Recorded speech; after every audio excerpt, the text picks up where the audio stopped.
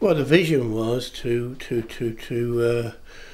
have a large, large Buddhist urban centre, and the vision behind that was through that, to reach out to people and to create an alternative way of living. And the idea was to move over and to live and to work on the building. It was just derelict, really. It had been empty for 5 years. It had been the playground of children.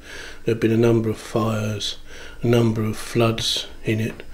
The lead had all been ripped off the roof, so every time it rained, more or less rain poured through. And but not many people had any skills, because it was on the butt end of the hippie period, so a lot of people hadn't had any work experience at all, really. So I was going to be the foreman, as it were, and the idea was to train up people as we went.